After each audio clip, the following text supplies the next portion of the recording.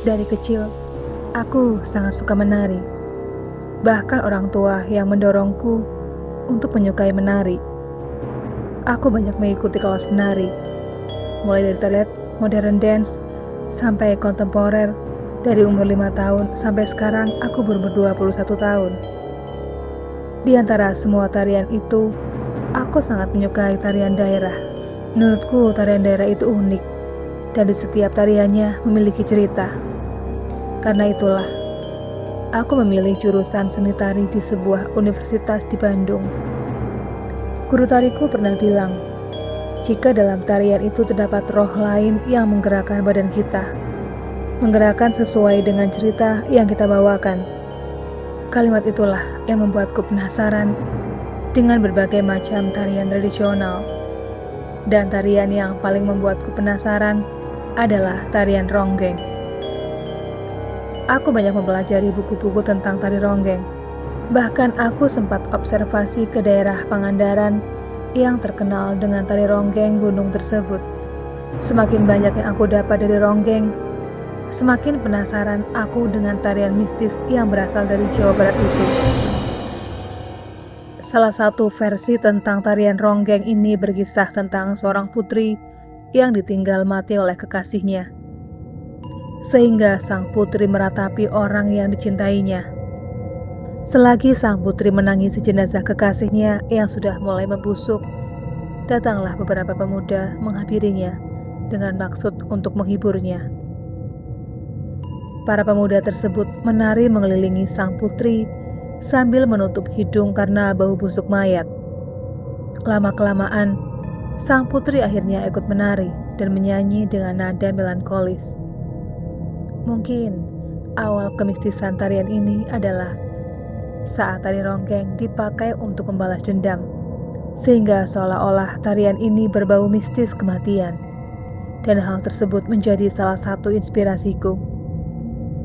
Ceritanya dimulai ketika aku mendatangi guruku, menanyakan tempat di mana aku bisa belajar tarian ronggeng. Awalnya guru kesenian melarangku untuk mendalami tarian itu.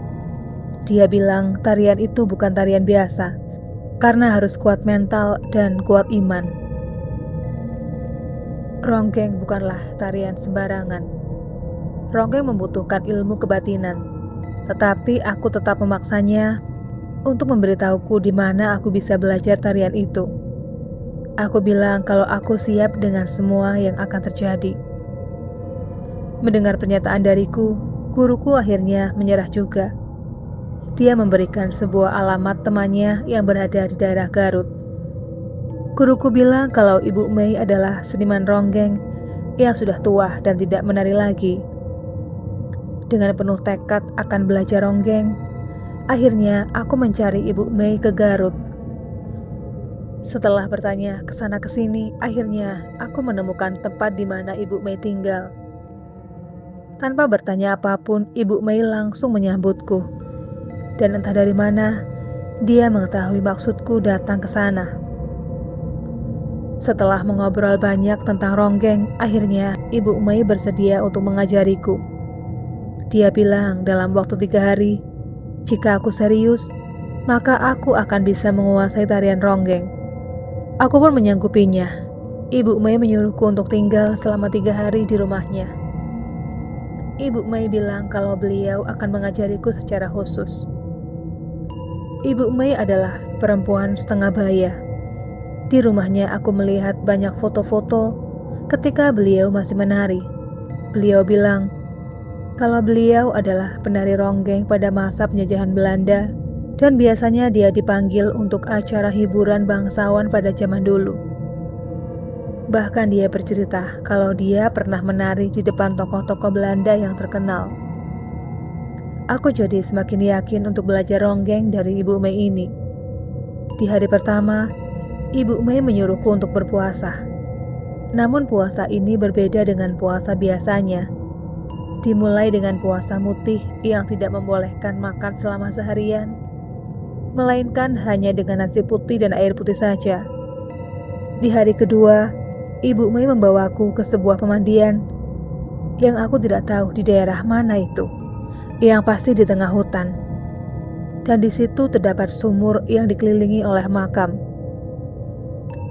Sore itu Ibu Mei menyuruhku untuk mandi di sumur dengan bak besar yang menuju talang air, yang biasa kita sebut pancuran. Ibu Mei menyuruhku untuk mandi di air pancuran itu. Aku yang memakai handuk putih pun mulai mandi. Mandinya pun ada aturan. Aku tidak boleh berdiri dan mesti berjongkok. Hari ketiga, malamnya Ibu Mei mengajak aku ke tengah hutan pohon karet. Kali ini, kami tidak berdua. Ibu Mei mengundang beberapa pemuda dan orang Parubaya yang sudah menunggu kami lengkap dengan gamelan Sunda di sana. Ibu Mei langsung mengajakku menari, dan orang-orang tadi tanpa disuruh langsung memainkan alat musiknya. Aneh, aku merasakan sebuah keganjilan. Kenapa Ibu Mei latihan menggunakan alat-alat asli di tengah malam? Apakah ini tidak mengganggu orang lain? Tapi entah kenapa badanku seperti mengacuhkan pikiranku. Badanku terus menari tanpa henti, hingga tanpa sadar, aku menutup kedua mataku. Bagaikan sihir, rasanya seperti ada yang menggerakkan badanku. Samar-samar, aku mendengar musik gamelan yang diselingi dengan bunyi anjing yang melolong. Aku membuka mataku. Aku terbangun dengan pakaian tari lengkap malam sebelumnya. Aku masih ada di pendopo. Aku melihat sekeliling, namun aku tidak dapat menemukan yang lainnya, termasuk Ibu Mei. Gimana aku pulang? Di sekelilingku hanya ada pohon karet yang tinggi menjulang dan aku mulai panik.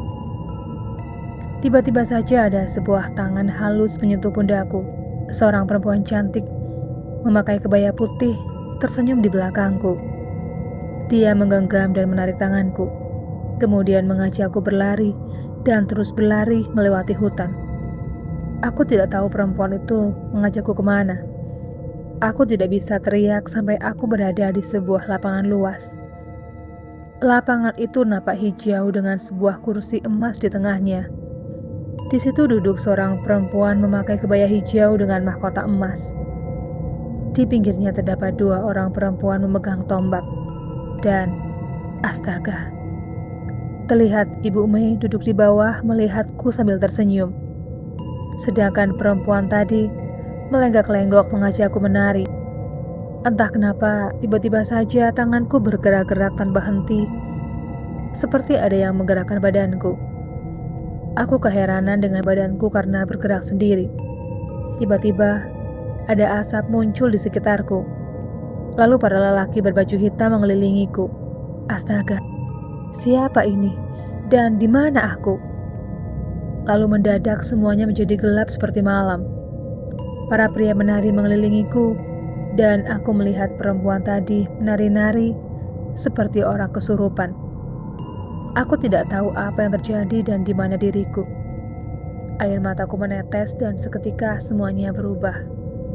Para lelaki yang tadi menari bersamaku berubah menjadi makhluk-makhluk besar yang menyeramkan. Matanya besar berwarna merah, serta badannya dipenuhi bulu. Perempuan tadi terus menari sambil menggerakkan kepalanya sampai berputar 180 derajat. Aku melihat dari jauh. Perempuan berkebaya hijau tadi tertawa terbahak-bahak. Di sampingnya, Ibu Mei hanya tersenyum sambil menganggukkan kepalanya.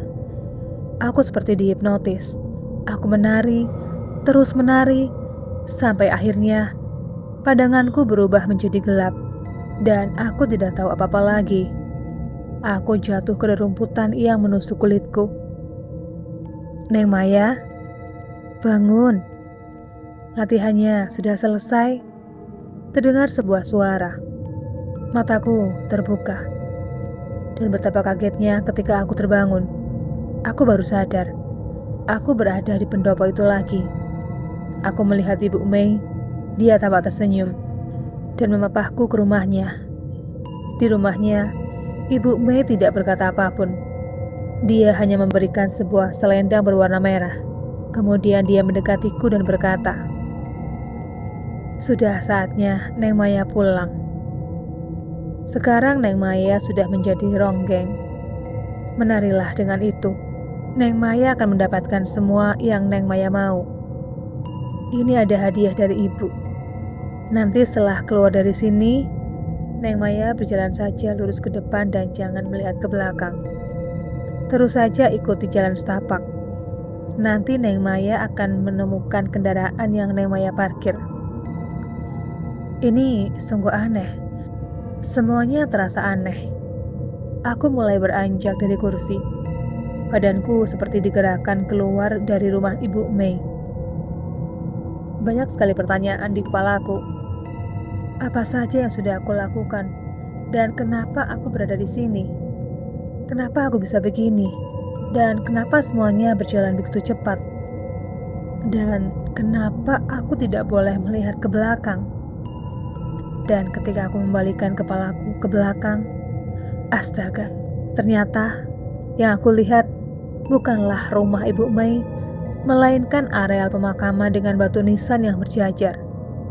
Singkat cerita, aku kembali ke Bandung dan semuanya berjalan begitu cepat. Sesampainya di rumah, aku melihat banyak orang di rumahku. Ada banyak saudara-saudaraku juga di sana. Ketika aku masuk, aku melihat ibuku berlari ke arahku dan dia menangis. Lalu ibu bertanya kalau aku dari mana saja. Dan satu pertanyaan yang membuatku terkejut luar biasa. Ketika ibuku berkata kalau aku sudah dilaporkan hilang selama 1 bulan. Aku hanya diam mematung tidak bisa berkata apa-apa.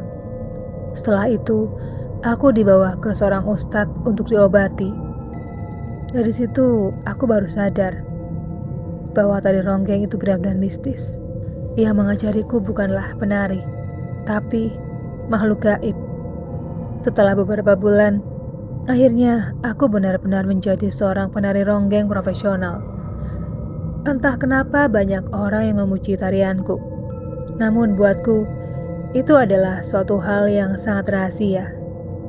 Karena ketika aku menari ronggeng, yang menari bukanlah aku, melainkan roh penari ronggeng zaman dulu yang mengikuti dari Desa Rancah, Garut.